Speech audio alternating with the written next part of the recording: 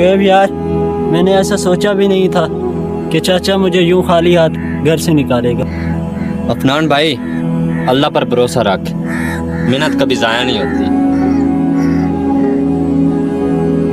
शुएब यार, इधर हमारा कुछ नहीं बनेगा, हम शहर चलते हैं, वहाँ पे जाके मेहनत करते हैं।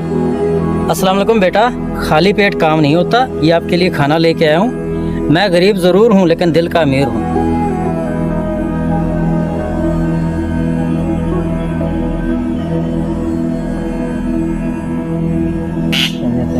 अस्सलामु अलैकुम। वालेकुम सलाम। माशाल्लाह, आप तो बहुत बदल गए हो। बैठे। अफनान बेटा, गए हुए आपको 5 साल हो गए थे। शहर में क्या काम शुरू किया आपने? वाह भाई, आपकी तो पोजीशन ही बदल गई। देखो अदनान भाई, हम जब 5 साल पहले शहर गए थे तो वहाँ पर जाके हमने बहुत ज़्यादा मेहनत की। अल्हम्दुलिल्लाह, अल्लाह पाक ने हमारी मेहनत का सिला हमें दिया और हमारे कारोबार को अभी देखो 4 चांद लगा दिए।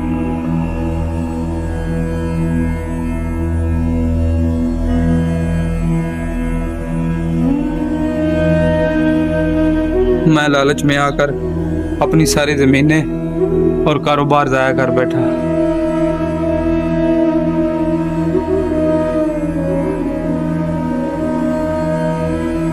देखो मुराद भाई, अफनान का चचा भी आ गया।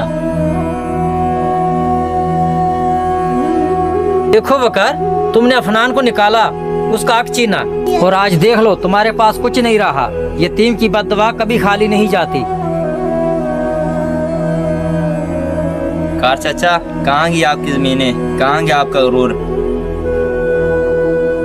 ये अंजाम उसी का होता है जो यतीम का हक खाता है। और देखो, अफनान आज इज्जत वाला है और तुम खाली हाथ। काश मैंने अफनान के साथ ये ज्यादती ना की होती और आज ये मेरा सहारा होता। लालच ने सब कुछ मेरा छीन लिया। दोस्तों, ये वक्त सबको सबक देता है, यतीम का हक खाने वाला दुनिया और आखिरत दोनों में खाली हाथ रहता है। यतीम का हक छीनने वाला कभी कामयाब नहीं होता, मगर सब्र और मेहनत करने वाला हमेशा सुरखरू होता है। अगर हमारी वीडियो अच्छी लगी हो तो ज़्यादा से ज़्यादा शेयर करें। आपका एक शेयर किसी की ज़िंदगी बदल सकता है। सदका जारिया समझ के वीडियो को ज़्यादा से ज़्यादा शेयर करें। शुक्रिया।